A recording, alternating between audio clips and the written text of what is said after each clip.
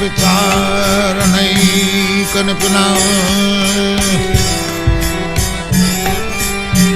तद्धर्म संस्थापक लोकानां हितकारिणां त्रिभुवने मन्नं शरणं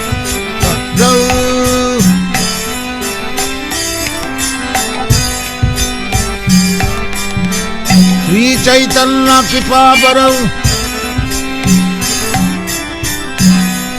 लोकानां हितकारिणां त्रिभुवने मन्नं शरणं करौ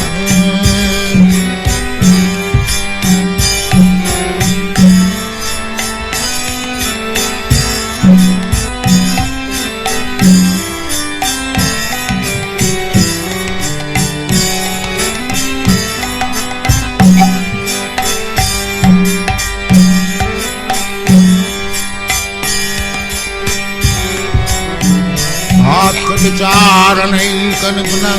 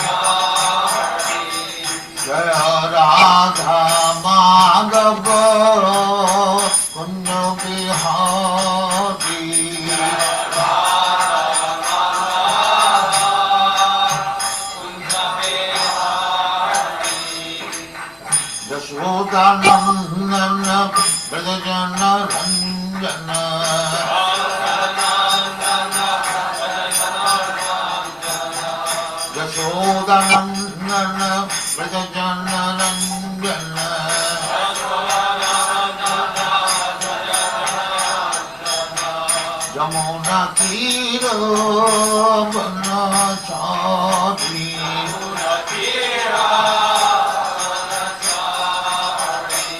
जमुना तीरो बनचारी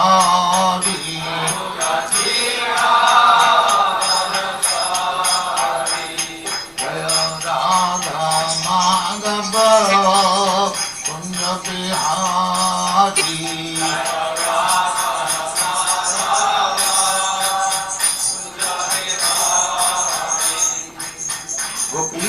वल्लभ गिरिवरधारी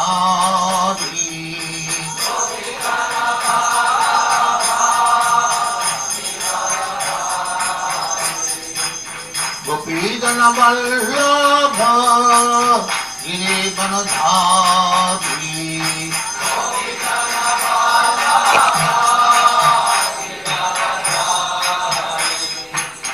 यशोदानंदन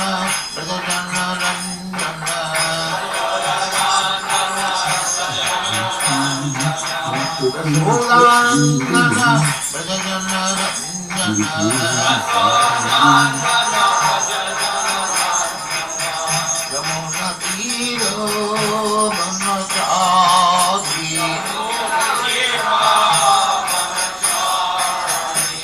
यमुना तीरो बनचारी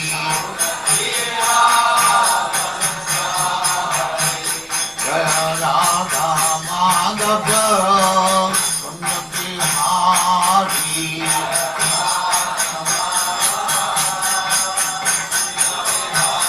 जय Radha Madhav Kunj Bihari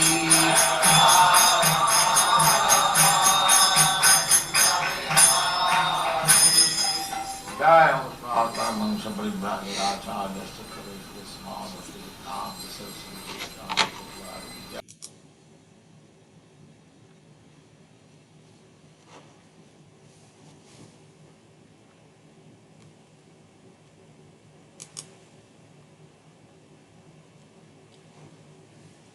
Hare Krishna.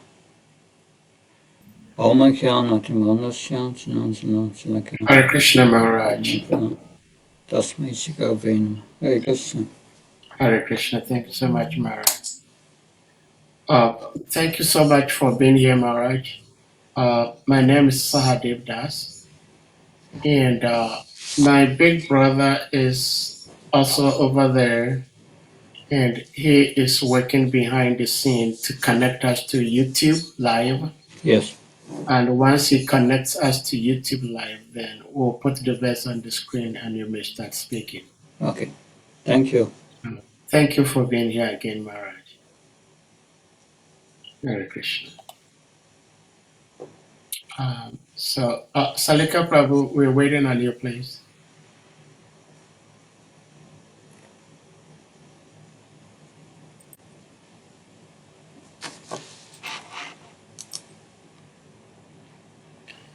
Hare Krishna, dear devotees, please accept our humble obeisances. All glories to Jagat Guru Srila Prabhupada.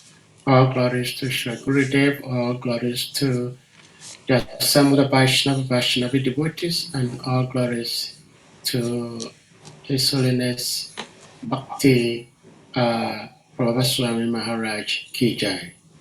Maharaj is not new here, even though he's not very regular on our platform, but he's been here a couple times.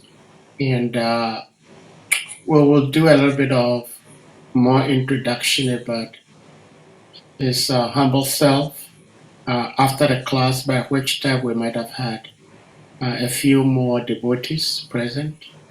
And so, Maharaj, if you wouldn't mind, we may put the verse on the screen and Yes. you may start speaking. Hare Krishna. Thank you. Hare Krishna, Maharaj.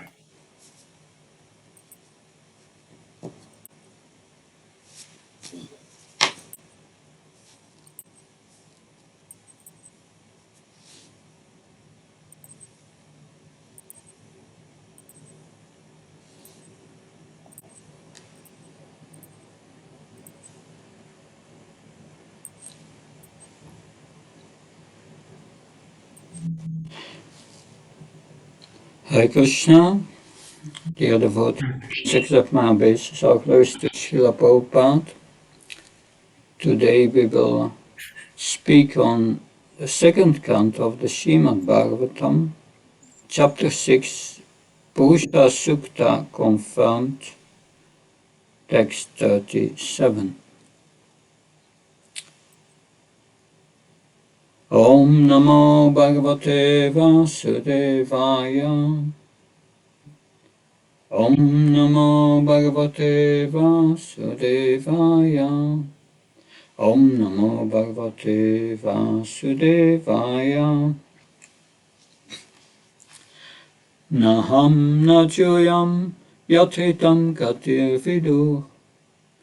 Navamadeva Kimuta Paresura. Tanmayaya Moita Buddhayastvidam.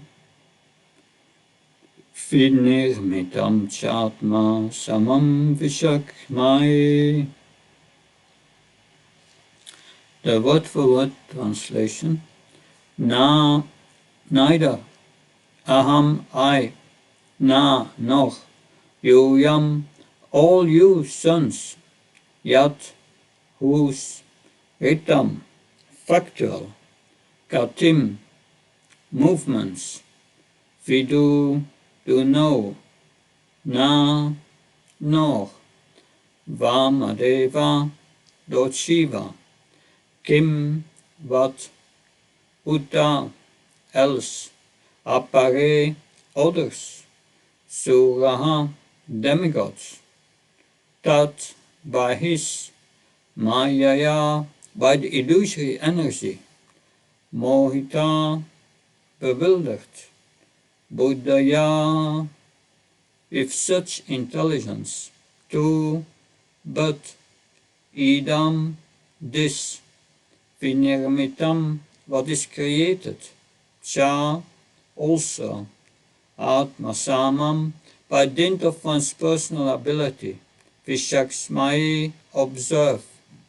Translation and purport by A.C. Bhaktivedanta Swami Srila Prabhupada Ki. Since neither Lord Shiva nor you nor I could ascertain the limits of spiritual happiness, how can other demigods know it?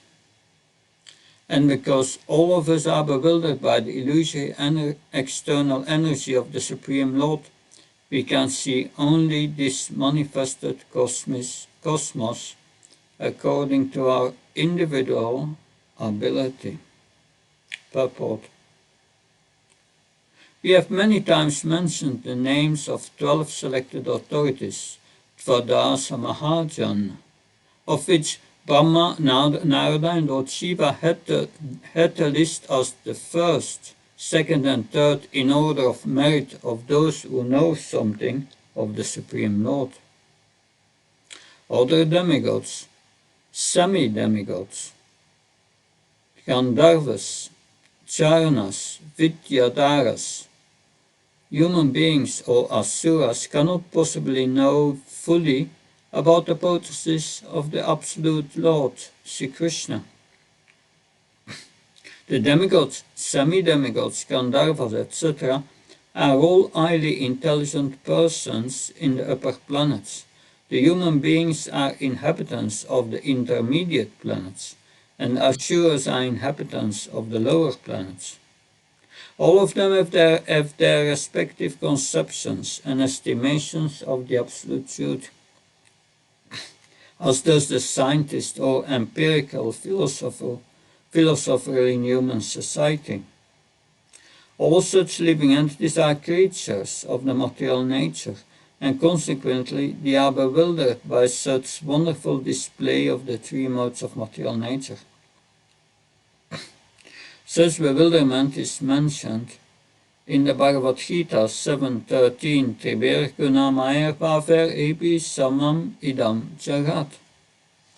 Every entity, beginning from Brahma down to the end, is individually bewildered by the three modes of material nature, namely goodness, passion, and ignorance.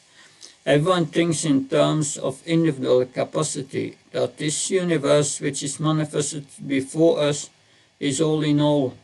And so the scientist in the human society of the 20th century calculates the beginning and end of the universe in his own way. But what can the scientist know?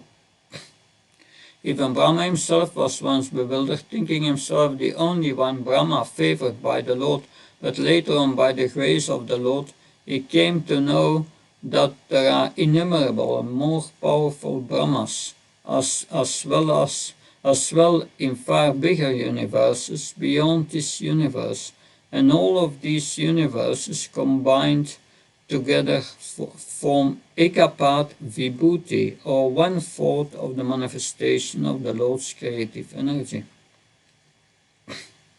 The other 3/4 of his energy are displayed in the spiritual world. And so what can the tiny scientist with a tiny brain know of the absolute personality of Godhead Lord Krishna? The Lord says, therefore, Moitam navijanati mami vyaparam avyam. Bewildered by such modes of material nature, they cannot understand that beyond this manifestation is a Supreme Person who is the absolute controller of everything. Brahma, Narada, and Lord Shiva know about the Lord to a considerable extent, and therefore one should follow the instructions of these great personalities, instead of being satisfied with a tiny brain and its playful discoveries such as spacecraft and similar products of science, as the mother is the only authority to identify the father of a child, so the mother Vedas presented by the recognized authority, such as Brahma, Narada, and Shiva, is the only authority to inform us about the absolute truth. I read the verse once again. Nayam najoyam yatritam gatim vidu nava madeva kimuta paresura Tanmaya moita budayastvidam Vinyamitam satma samam vishaksmai. Since neither Lord Shiva nor you nor I could ascertain the limits of spiritual happiness, how can other demigods know it? And because all of us are bewildered by the illusory energy of the Supreme Lord, we can see only this manifested cosmos according to our individual ability. Om Jnana Tivrandasya Jananjana Slaka Saksaran Militam Yena Tasmai Shikave Namah Sichitayamadopishtam Stapitam Yena Bhutale Swamrapakadamayam Dadati Swapadantikam Vandeham Shigo Shiyuda Padkamalam Shigam Vaishnavamsa Shiyupam Jagajatam Sakanaragnatam Vitam Tam Sajivam Sadvaitam Savlutam Pajan Saitam Shri Krishna Chaitanya Devam Shri Radha Krishna Padan Saganalita Shivshakam Vitam Sa He Krishna Karuna Sindhu Dina Bandhu Jatpate Gopesha Koprakanta Radhikanta Namastate Tapta Kansana Gaurangi Radhe Vrindavaneshwara Vrishabhani Sutadevi Padamama Hare Vankha Kalpta Vishakri Pasini Vaivasha Patnam Pavanabhyo Vaishnavyo Namo Namo Jaya Shri Krishna Chaitanya Prabhu Nityananda Shri Advaita Gadadhar Shivasadi Gaura Bhaktavinda Hare Krishna Krishna Krishna Hare Hare Hare Ram Ram Ram Hare Hare Namo Vishnu Padaya Krishna Prasthaya Bhutale Srimate Bhakti Vedanta Swamiti Namine Namaste Saraswati Deve Gauravani Pracharani Nirvishesha Sinyavadi Pashkacha Desatani Srila Prabhupada Ki. So the theme of this verse is that everyone is bewildered by the three modes of nature. And that and we can only see, perceive things in this world according to our capacity to perceive things. So in the 15th chapter of Bhagavad Gita, in 15:16, Krishna says that there is the fallible and infallible living entities. In the next, in 17, he says, besides these two, there is the greatest living personality, the Supreme Soul, the imperishable Lord Himself, who has entered the three worlds and is maintaining them. So that means that He maintains all the living entities in the spiritual world or the material world. So the living entity is always conditioned either by the spiritual energy or the material energy.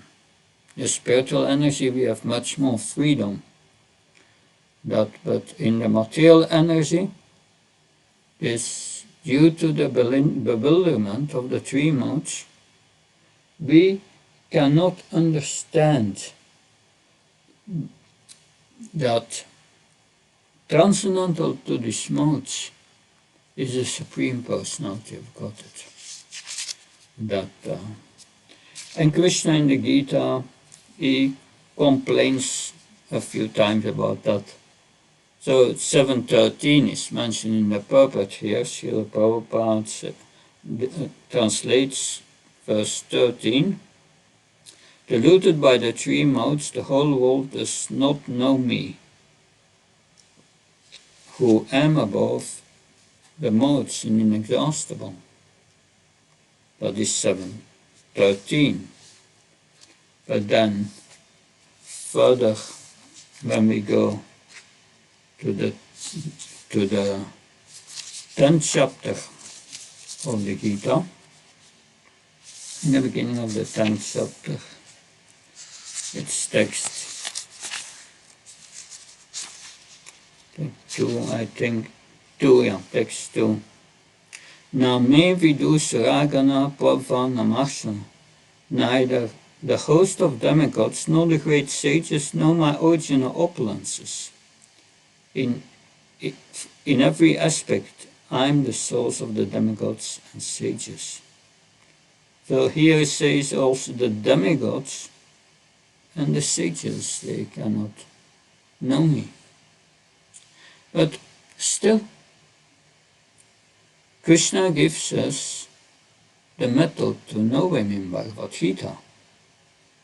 He gives us the method to know him because in 7.13, which is the verse quoted by Srila Prabhupada in the purport, that Krishna says after that, Deva yesiguna maya mama maya drachya, mami vaye prapanchasante maya metam tarantiti. This divine energy of mine, consisting of the three emotions, is very difficult to overcome. Dhiracha, very difficult. But those who have surrendered unto me can easily cross beyond it. So he says, surrender to him. Of course, the Bhagavad Gita, the whole entire Bhagavad Gita, teaches us how to surrender to the Supreme Lord. But in the 11th chapter of the Gita, verse 54, there Krishna says to Arjuna, you can know me as I am standing before you, that only by Ananya Bhakti, pure devotional service. In the purport of this verse 1154, so there in the purport is writing somewhere that one cannot even begin to understand Krishna if one does not take shelter of a bona fide spiritual master. So that is the first necessity to understand Krishna, is to hear from a bona fide spiritual master.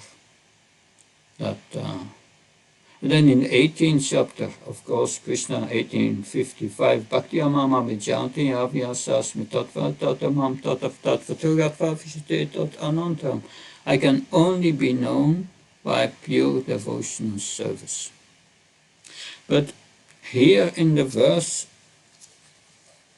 specifically, it is said we should follow the Mahajans and understand Krishna through the Mahajans,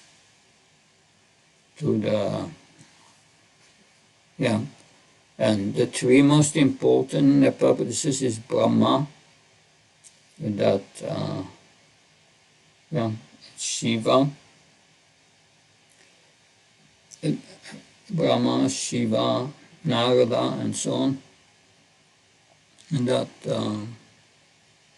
So we see that Brahma, and that's mentioned in the purport, once he went to see the Supreme Lord, that and he went to the abode of the Lord, and he wanted an audience with the Supreme Lord.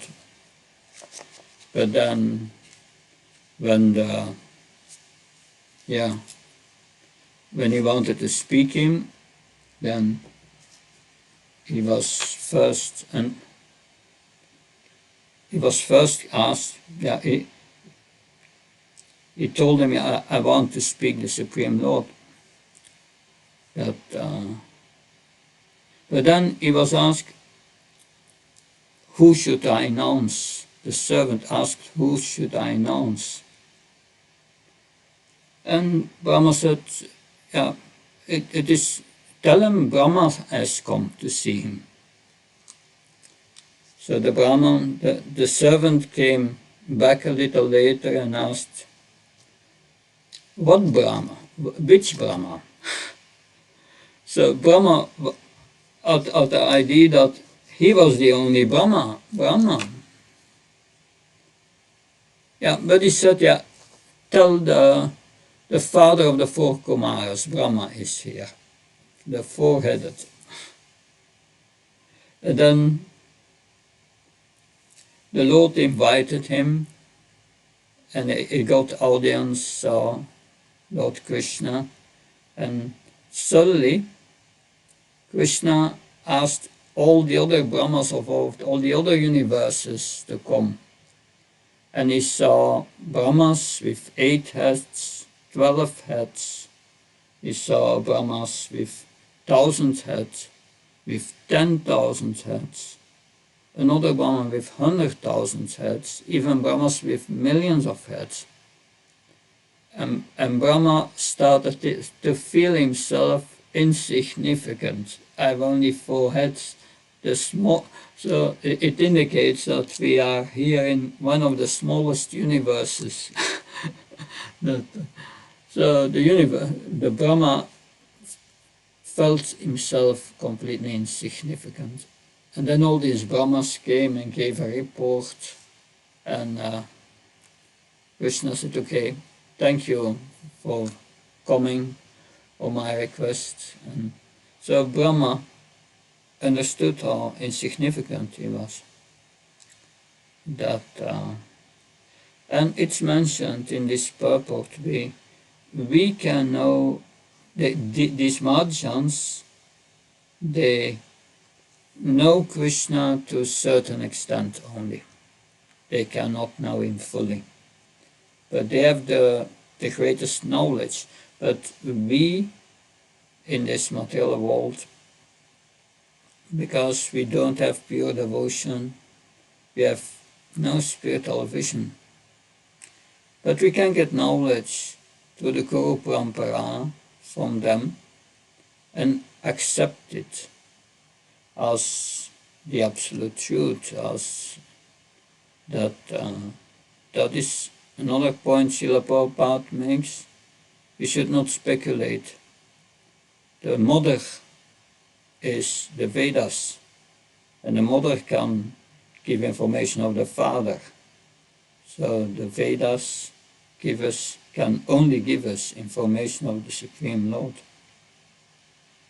Of course, Brahma was bewildered in many times, a few times. We know he's bewildering with his daughter Vak, that he was bewildered by his own daughter and was running after it. But then he gave up that body, that mentality. We know also that Brahma, he was bewildered when he saw Krishna. He could not understand who Krishna was, and he tried to test him. But with all his intelligence, he could not understand Krishna's position. That is interesting. That shows that the way to get transcendental knowledge is not just by sense perception or by thinking, which is an activity of the brain. The brain is made of matter. With matter you cannot understand transcendental subject matters unless just theoretical. That how to get knowledge to understand Krishna. Krishna says in Bhagavad Gita, Tesham satripnam vatsam pitavokam dadami buddhi yogam tam yenam upayantite. If you serve me with a little love, Krishna says, dadami, I'm giving you. Buddhi yogam means realized transcendental knowledge. And that's not realized to the brain, it's realized to the soul. Dadami buddhi yogam tam, to the heart, where the soul is. That's our process. Realization is given by Krishna to the heart. 10:11, Krishna tells him how he does it. Tesham Evana Kampartam Mama Jnana Jamtama Nasa Jama Bhavastu Jnana Tipana Vashvata. With the lamp of knowledge, I enter the heart of such a sincere devotee, and I burn away all this ignorance.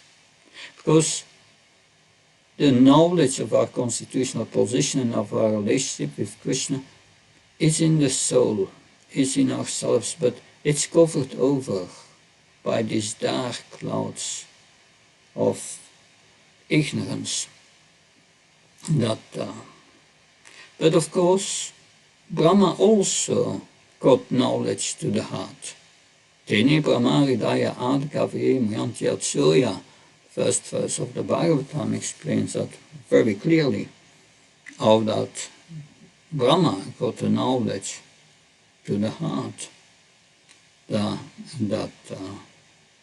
So Krishna gave him in the beginning of creation also knowledge to the heart after doing tapa. But there is an issue for us, because Krishna says to get this knowledge, Tadami Buddhi Yogam, he needs priti, purvakam, a little love. In our conditioned bewildered state, we don't know what love is, and we cannot give it.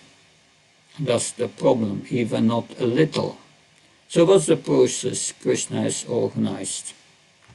Tatvine Panapatna Pariprasna Sevya Upadekshana Titehyam Jnana Tatvadakshana. You take shelter of a bona fide spiritual master, serve him with humility, ask questions, follow his instructions. So if we follow the instructions of the spiritual master and we please the spiritual master, Krishna accepts it as a little love. As a little love. So Shiva, Brahma, he got also knowledge to the heart. Still, it is in Bhagavad Gita, from the end up to Brahma, everyone is under the modes of material nature. And it is true, the demigods, they are prominently in goodness. Brahma is practically completely pure. But still, these modes, they are fighting with each other for prominence. And sometimes the lower modes come through. And then there is greater bewilderment. Because each of the modes is bewildering, but especially passion and ignorance is the great bewilderment. Shiva is interesting, is Lord Vishnu himself in contact with the material energy. And when he met Lord Vishnu, he asked Lord Vishnu, please, I want to see your beautiful female form as Moini Mukti. And he saw his beautiful form, and Bhavani, his consort, was just beside him, but he became completely captivated by the beautiful Moini Mukti and started to run after it. We know the history from the Bhagavatam, how Lord Shiva became bewildered. And he became bewildered, and that was this was a great lesson for all sages, all those on the path of bhakti, who are serious, be very careful with these lower modes of nature and with the illusory energy. Don't think you have transcended these modes at any stage. There's always danger unless we come to the pure devotional practice, to the pure devotional stage. Srila Prabhupada many times compares the scientist, the bewilderment of the scientist, as Dr. Frog, PhD Dr. Frog. He has a 10-foot well. And one day another frog comes and said, I've seen the great ocean. And Dr. Fork was thinking, oh, great ocean, is there something greater than my well? That and the other Fork said, yes, sure, it's much bigger than your well. Or is it 12 feet long? No, bigger, 15 feet. Bigger, 20 feet. Bigger, and the Fork was always getting bigger and bigger, expanding his lungs, and at the end he burst, he left his body. So this is speculation, doesn't help, that because these brains are made of matter. With matter you cannot understand something transcendental, because we are used to think within this world, that and everything in this world has a beginning and an end, that but then Krishna is unborn. There's no reference in this material world of something which is unborn. Everything has a beginning and an end. So some say yes, that the Bhagavatam and all these stories, it's illogical. But no, that Krishna is translogical, is beyond logic, because he created all the laws in this material nature. That and we can only think in terms of these laws, the laws on which to which this body is submitted.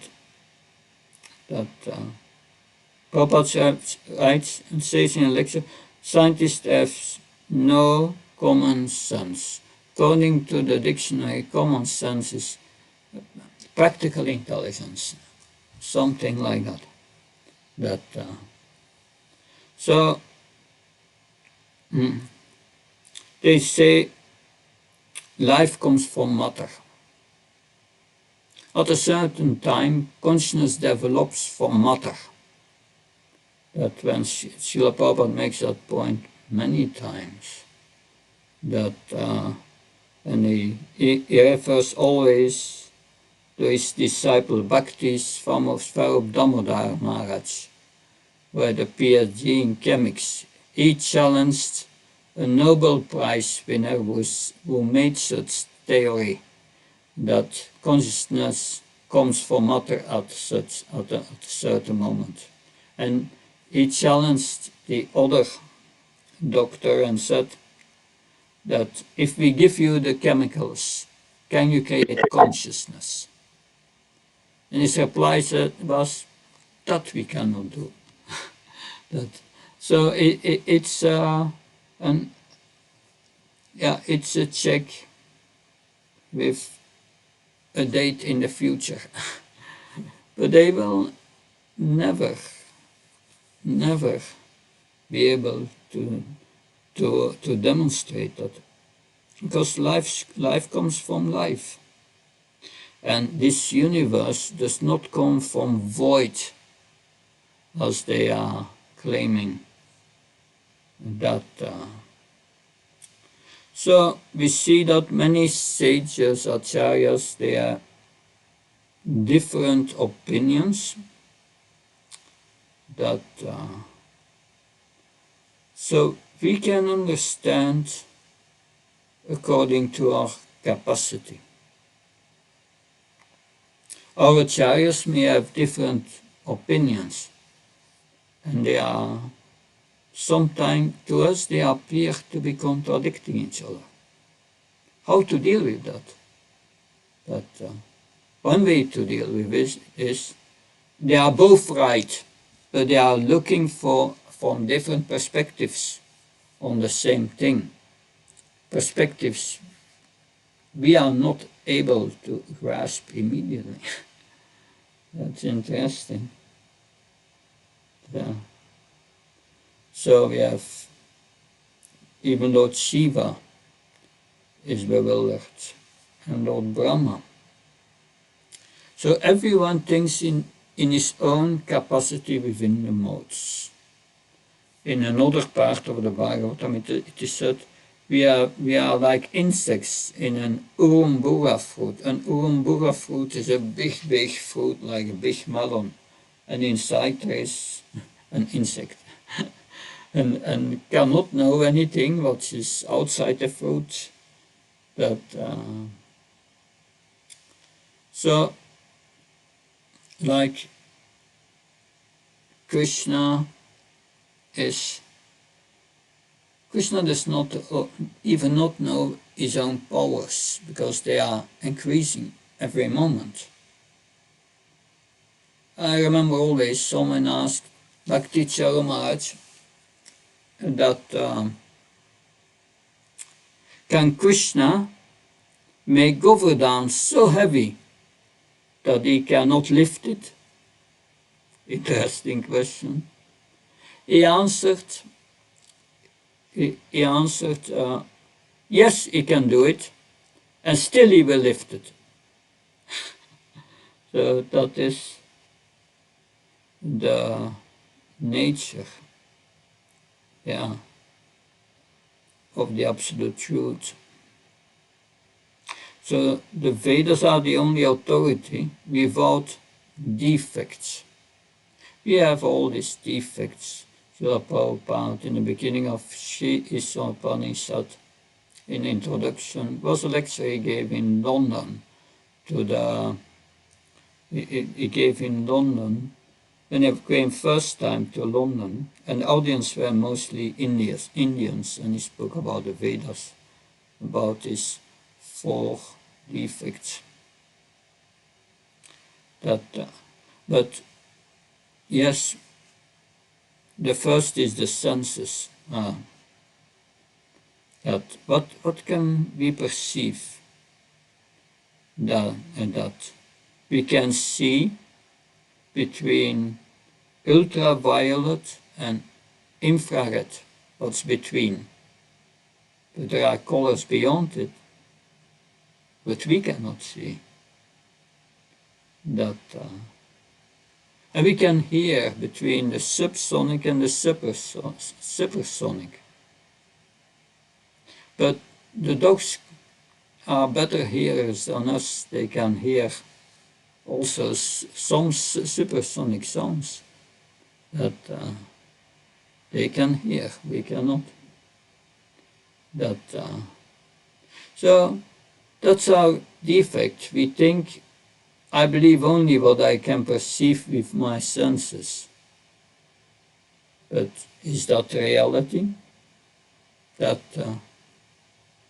Can we see our mind?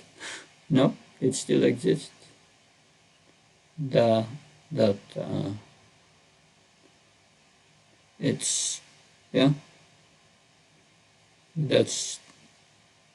are so many living entities in this material world, even ghosts and so on. We cannot see with our senses, but still they are there. And interesting is that what's the power of our eyes to see? It's up to our capacity to see. Prabhupada mentioned that many times.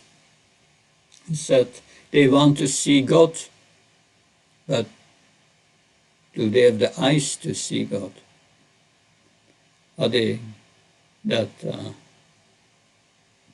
so that is important. We cannot know the absolute truth by our sensual perception. We cannot know the Supreme Lord by logic, by Anuman, no, it can only be known by Sabda Brahman. transcendental sound vibration coming from the Vedas, the information coming down from these Mahajans. So by these Mahajans we find everywhere in the Bhagavatam. If we study Bhagavatam, we can know something of the absolute truth.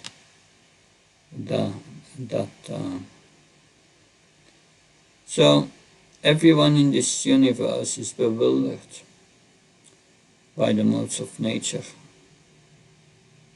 And the process to know Krishna is pure devotional service. And that's also a big problem for demigods. Because demigods, most of them are not pure devotees. They are in the mode of goodness, yes. Great personalities in the mode of goodness. But they have the desire to control material nature as servants of Krishna. That's good. But they have still a slight desire to control. And that makes them unqualified for pure bhakti. Therefore, when Brahma, with the demigods, went to the shore of the milk ocean at Svetatwip to come in contact with Kshirodakasaya Vishnu, who was far, far away in the milk ocean, trying to come in contact with him. Nobody could come in contact with him, only Brahma could. And there was a communication between Brahma and Kshirodakasaya Vishnu. Because Brahma, he was pure in his heart. Therefore, because many of these demigods took birth in Dwarka, in the Yadu dynasty, and they could not understand who Krishna was. Why is that? They saw Krishna as Kshirodakasaya Vishnu, the Antaryami, the super soul in everyone's heart, but they could not understand Krishna as Bhagavan. Of course, there were Akrura, Vidura. They were pure devotees. And Vidura especially, well, Uddhav, he felt sorry for these Yadus. He said, they are like a fish in the water. A fish cannot know what the moon is. It sees the moonshine, but cannot know what the moon is. So these Yadus, they are living with Krishna, and they cannot not understand who Krishna is, Bhagavan, the source of all the creation. They cannot. So that is an important point. Everyone is bewildered. Now another point is, we see the world to our sense perception, to our mind.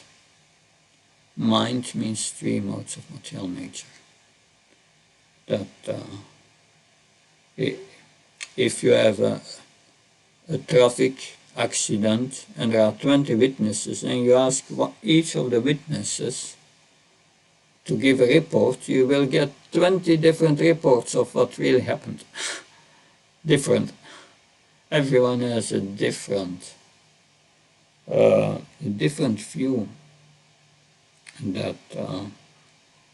Because we are all made of a different mixture of the modes, a unique mixture of the modes. So we have all fingerprints, which are unique. It's a unique mode of nature. And we are looking to these modes and we have a certain perception, and we think that's our perception, that's what happened.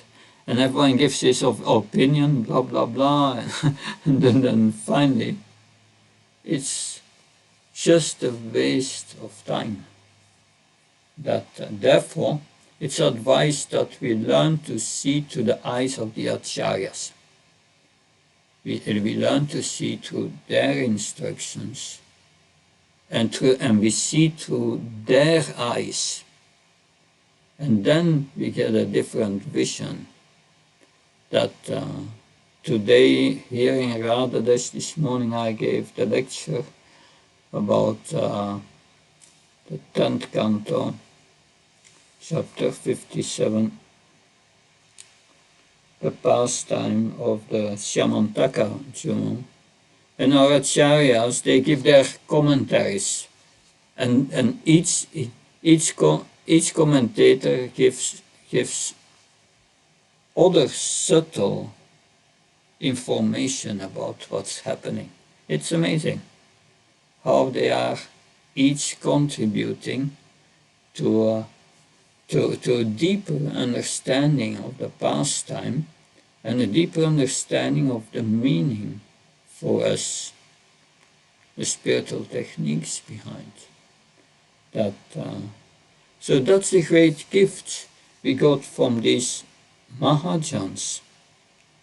By that, we can know something about Krishna, and gradually, as we know more about Krishna, our relationship becomes more meaningful, more deeper, and more relishable.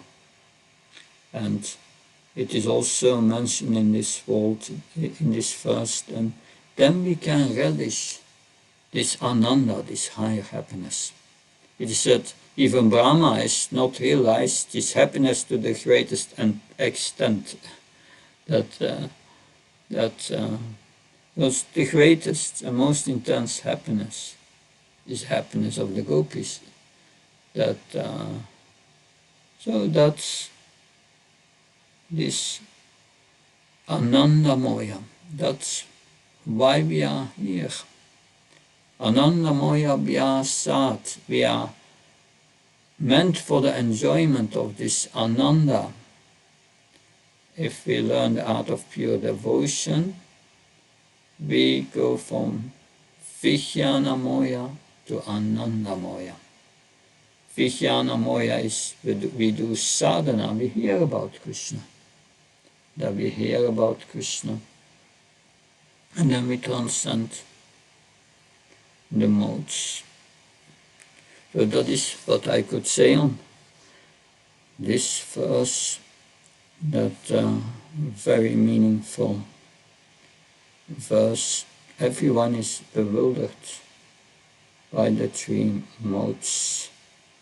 And yes, we need to take help from the Mahajans to transcend these modes and understand the absolute truth, Krishna.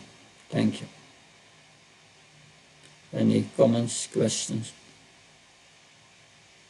Hare Krishna, thank you so much, Maharaj, for such a beautiful description of Krishna and his bewildering energies.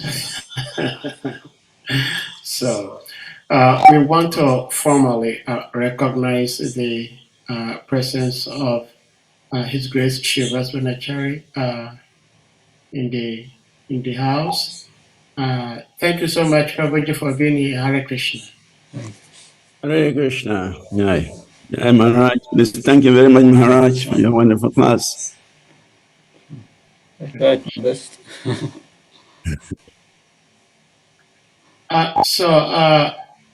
His Grace, do you have something to share? That after that, maybe other devotees may ask questions or comments, give comments. Mm-hmm.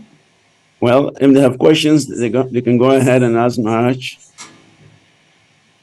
All right, so dear devotees, if anyone has a question, comment, realizations, you may use the hand emoji, your physical hand, and you'll be asked to unmute to speak or ask your question. Hare Krishna. Well, Maharaj, if I may ask a question, and that is, this energy of the Supreme Lord, this bewildering energy, is very, very difficult.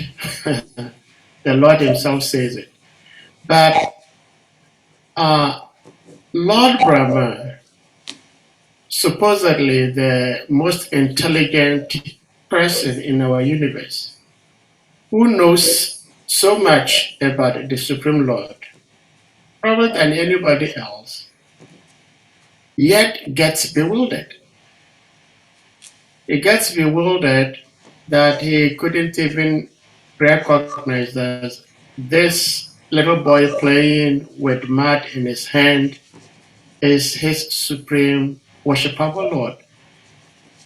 Arjun was also bewildered. He didn't recognize that his uh, cousin is the Supreme Lord. Even after Arjuna said it to the Supreme Lord, now my illusion is cleared, he still got bewildered at some point. So, my question is, when we as insignificant devotees, after we've come to accept that Krishna is the Supreme Lord, when we get bewildered, how do we get away from this bewilderment and situate ourselves on the proper transcendental platform and serve Krishna and his devotees properly? How do we get rectified from such bewilderment? That's my question, Maharaj. Well, I thank you. That's a very important question. That a devotee, I forgot his name, but he said to Prabhupada, Prabhupada, thank you. Without you, I would now be in Maya. Prabhupada looked at him and said, you are always in Maya. So that's our situation. We are always in the bewildering state that is in the material energy. But then Arjun was bewildered. His bewilderment was a little different. He was a pure devotee. But Krishna, with his internal energy, not with his Maya, but with his spiritual energy, brought doubts in his mind so that he could ask the right questions on our behalf so that Krishna could speak Bhagavad Gita. So that was Krishna's arrangement. He's a special case. Then Brahma, what was the problem with Brahma? Why did he become bewildered? That he wanted to test Krishna. He was thinking himself, I'm going to test the Supreme and I'm going to understand him with my own brain. But that is not the humility that is required to understand Krishna. He is the most intelligent person, but he could not. Krishna bewildered him still. He could not understand him. But what's important is, yes, Arjuna said at the end, now my illusion is over. Does that mean that he's not anymore under the illusory energy? That he was a special case. He was never under the illusory energy, but it was Krishna's Yoga Maya. But in our case, can we follow in the footsteps of Arjuna? Yes, by setting our purpose of life right and understand our relationship with Krishna and engage in devotional service. So the purpose of life and our motivation for doing things. That is where someone asked Prabhupada, how many pure devotees are there in ISKCON? And Prabhupada replied, he asked his secretary, how many devotees are there now in ISKCON? They considered everyone pure devotees. Does that mean they were pure in heart? No. But they were pure in purpose. And Prabhupada, so there are two kinds of pure devotees. Those who are pure in heart, and those who are purely engaged who are engaged in pure devotional service. And Prabhupada, to demonstrate that, he quotes Nectar of Devotion. Iyayasya Redasya Karmanamana Zakri Nicholas Abhavastu Jiva Mukta Sauchate. Said, when one uses one's body, mind and words and convictions always in the service of Krishna, he is imperceptibly liberated. He's considered already liberated. He will very soon become liberated. And we see in the 70s, joining ISKCON meant sell all your possessions or give all your possessions to the temple and you join. It was Harinam, going on Harinam or book distribution 14 hours a day and completely surrendered. And during that time, our movement expanded like anything. This period in the 70s called the Hare Krishna explosion. We got temples, all open temples all over the world, and that was very potent. So yes, if we understand and are dedicated to what Krishna asks us to do, and what does Krishna ask us to do? Man mana, think of me. Bhavmat bhakti, to become a devotee. Machai, worship me. Namaskar, offer me respects. So From October, we'll see what will come. engage in devotional No. service. That so yeah, we can follow in the footsteps of Arjuna. But the point there is the illusory energy. How can we get out of it? That first we cannot conquer this material energy. This material energy is greater than us. Krishna says, Duraja, not possible. Not possible. That, but we can get out of the influence of the material nature. That by performing pure devotional service. And we see Brahma prayed for this. He prayed for three things we see in these chapters. Three things. He prayed for empowerment, for empowerment, for introspection, to get the right introspection, and protection against Maya. What was the answer of the Supreme Lord? He said, everything you have prayed for is already granted.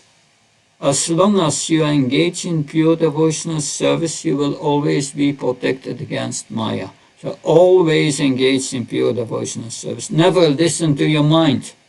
Then you are in the modes. Always engage your mind. If you don't engage your mind for 1 second and you listen to the mind, how do I feel today? You are lost.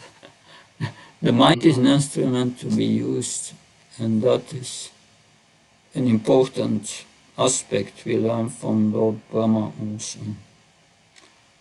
He's our first acharya in the line of disciplic success. Does that help? Very much. Thank you so much.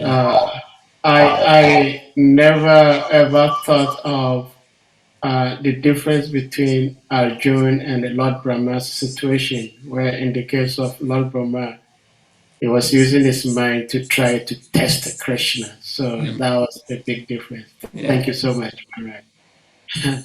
So we'll go to His Grace Tribhuvannath Prabhu. Please, you may unmute. Hare Krishna, Tribhuvannath. Sarma Besi, Sai Prabhupada. Hare Krishna Maharaj. I respectful obeisances to you, Maharaj. Maharaj, I know you for long. You were our teacher in Bhaktivedanta, and you teach very nicely, especially your way of adding values from the Acharya's commentary. Maharaj, the question that comes out from my mind is on, there are 12 Mahajans, and in the 12 Mahajans, three were, three was brought out, Shiva, Brahma, and Narada. And these three Mahajans that was extracted from these 12, and it's still from the text that they are not fully aware, they are not fully, cognizant of the Lord. And we are aware that Brahma is our grandfather, is the Sampradaya grandfather. If he's having this, if he's not fully aware of, the personality of the Lord, so what is our fate, Maharaj? Yes, that's a good question, but we do not need to be fully aware of all Krishna's opulences before we return to the spiritual world. Because someone asked Prabhupada, if we are 90% pure, will Krishna accept us? And Prabhupada said, yes. And then the devotee said, and 85%. And Prabhupada said, yes, but it would not go lower than 80%. So even if we have some impurities in the heart, still at the time of death, Krishna will accept us. But what does it mean? We have the example of the Bhagavatam, of the sages of Dandakaranya, and Lord Ramachandra visited them, and the sages, they were quite pure, and they wanted a relation with Lord Ramachandra in conjugal love. Lord Ramachandra said, no, in this incarnation, Eka Patni, one wife, Sita, but in 2 million years, when I come back as Krishna, then you can have that relationship with me. And then all these sages, they took birth in the womb of gopis, Nitya Siddha gopis, and were trained further up.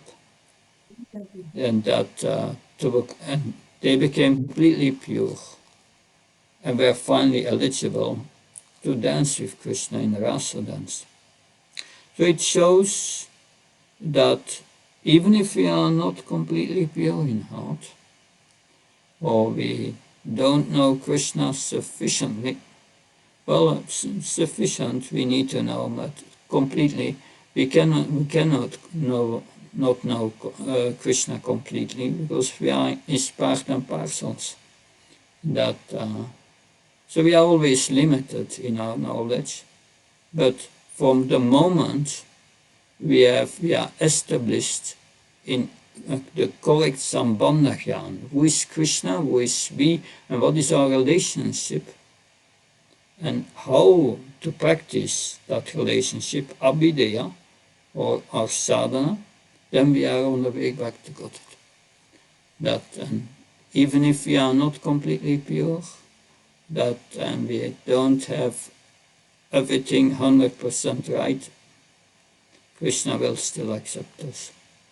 And we will be further trained up by Nitya Siddha devotees in our next life, and take birth in a universe where Krishna has his pastimes, and there we are further trained up towards this perfection.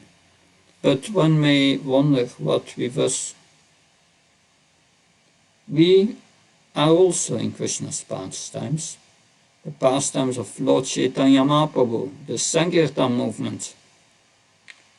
Lord Chaitanya, he said, it's in Lochan Das Thakur's biography of Lord Chaitanya, Chaitanya Mangal. There, Lord Chaitanya said, in the future, if some will escape and go to far off foreign countries, then my Senapati Bhakta, my field commander, he will catch them, and he will spread the holy names all over the world. So Lord Chaitanya was speaking about Prabhupada.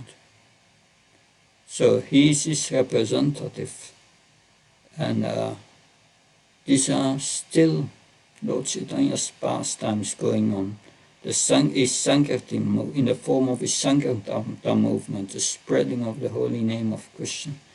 And if we are engaged in that spreading the holy name of Krishna, then we get the mercy of Srila Prabhupada and Lord Chaitanya, and can go back in this lifetime. That this is special mercy, and especially during this Kartik month now, it's good to remember that and engage in Prabhupada's mission, especially in this month. Does that help, Tribhuvanatha Prabhu? And I thank you. You've given your aspect of it, and I think it's relatable. And I also say, because in the course of your explanation, you mentioned the gopis, Krishna, because of the previous, which eventually led to the rasa dance. We see, and even the scriptures also mention that we should follow, the path of the gopis, the Vraj gopis. And the gopis themselves, we see that they are also experiencing the same, predicament the same line of what we are hearing today. They think that they know Krishna, but at one point they also discovered that they never know more about Krishna. So I don't know. Yeah, interesting. Thank you. Thank you, man. Hare Krishna. Thank you, Tribhuvanatha, and thank you so much, Maharaj, for the explanation. Bhakta Hassan, please, you may unmute. Hare Krishna, Maharaj, please accept my humble respect of Please accept excellencies. my appreciation. All gratitude to Prabhupada and all glories to the assembly devotees.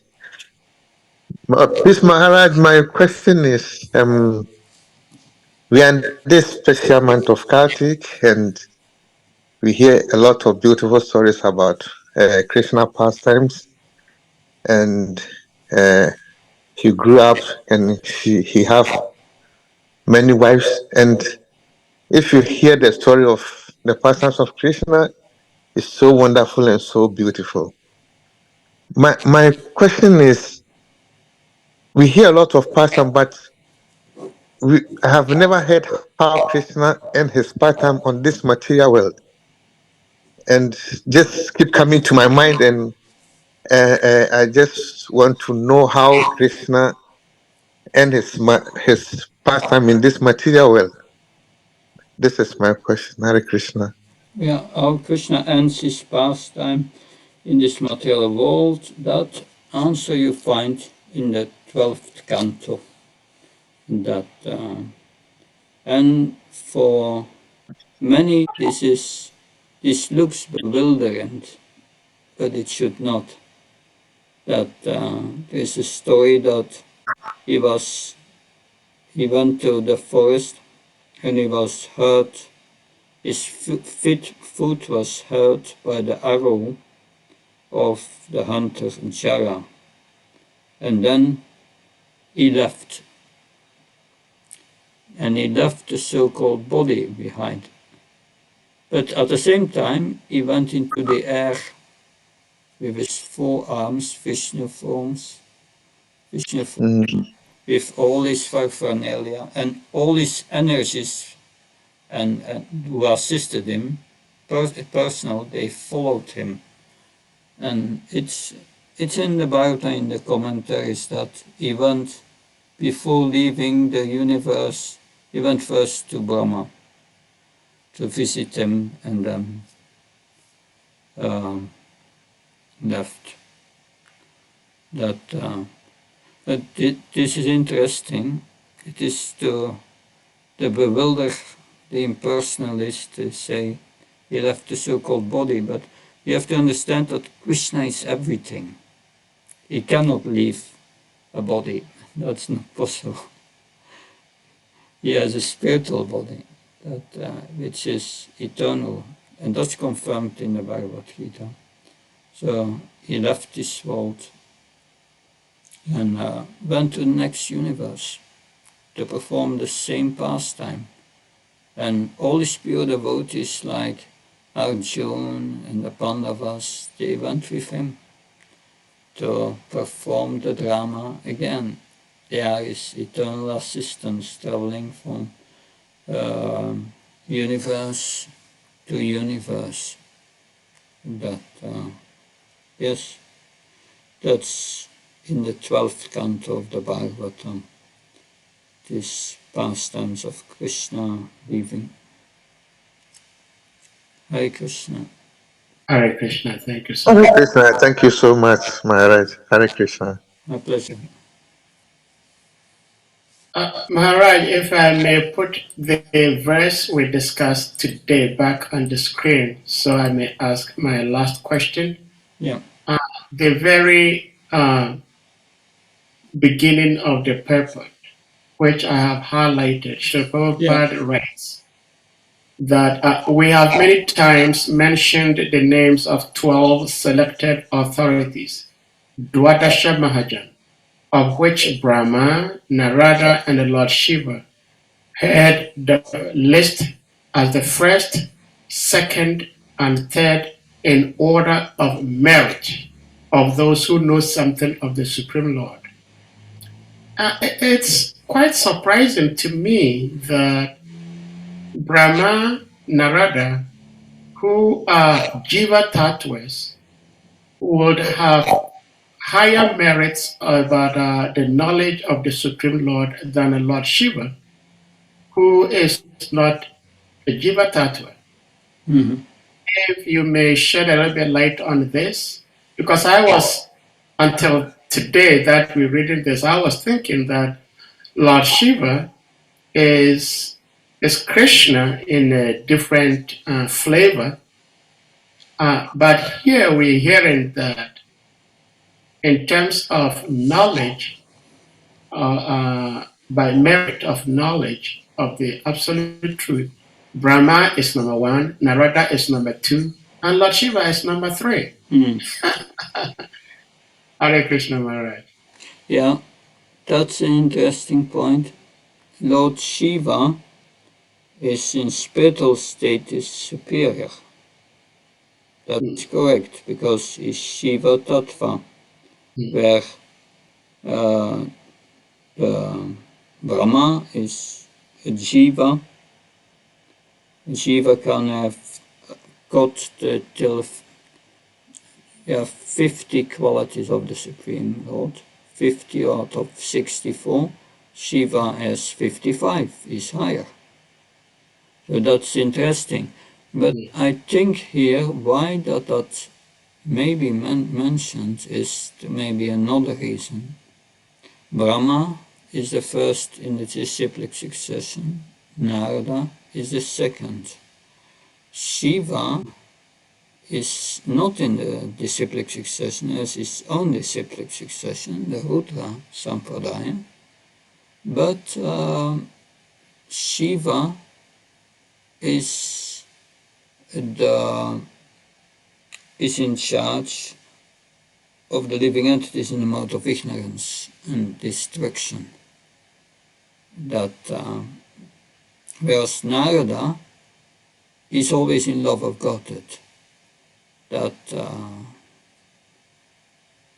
Shiva is the Samba is the best Vaishnava.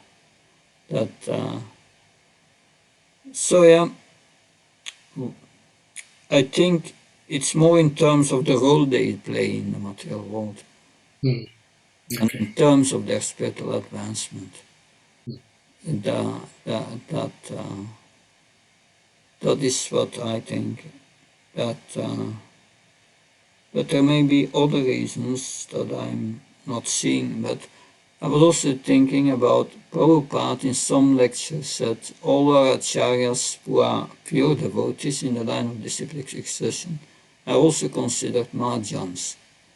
That, of course, our Mahajans is Srila Prabhupada. That those who follow in the footsteps of the Mahajans will also become Mahajans. That, but that's not easy to follow in the footsteps of a Mahajan. Even the pose of devotional service Srila Prabhupada gave us, that it means we have to engage 24 hours a day. We have to have a morning program, an evening program every day. Every day hear the Bhagavatam and so on. That even many devotees are struggling with it. And we need really to emphasize that they have to follow morning and evening program, even when one is Ikhyastra, and that at home, morning and evening program, otherwise there's no spiritual life. That's it's our duty of finally to also follow in the footsteps of these Mahajans. That's a small commentary I could give for what it is worth. Thank you so much, Maharaj. Thank you so much. So, dear devotees, His Grace Shivas, Brahmachari, do you have something to share because we're trying to wrap up things? We thank Maharaj for his beautiful class. Thank you for coming on the Africa platform to give us the association, Maharaj. Thank you so much. Praying for your blessings. Hare Krishna. Hare Krishna. All right, so dear devotees, I have a few things to say about Maharaj. To some of us who may not know, Maharaj, his physical body was given to him in Belgium. So he was born in Belgium, and that is where he met devotees. And I'm trying to be brief. So he saw the devotees, he became interested, he joined the movement, and he became a disciple of His Holiness Bhakticharya Swami Maharaj. He took initiation, second initiation, and then took sannyas initiation from him as well. Maharaj has been very prolific preacher. Like Tribhuvannath Prabhu was sharing, he is a teacher of the different schools within ISKCON, like Bhakti Vaibhava, Bhakti Vedanta, and also in connection with the VIH education. Maharaj himself is in fact, he moved from Belgium to Leicester, UK, for some time, where he established Bhakti Vaibhava course. And as we speak today, Maharaj still offers online courses of the Bhakti Vaibhava. And so we are very grateful to have Maharaj's association with us today. He is very, very good in legal issues as well. So Maharaj, probably if in the future we may need your assistance, we will call on you because nobody wants to have problems, but problems are abound everywhere in this material world. We hope we don't encounter any legal issues, but if we do, we may call on you. So this is what I wanted to share with you all. And Maharaj, just like His Grace Srivas Brahmachari said, we are very grateful and thankful to have your association, your love, and your wisdom. And we hope to have your association more and more in the near future. Hare Krishna. Thank you. Thanks, Prabhupada. So on this note, we're going to humbly request all the devotees to kindly unmute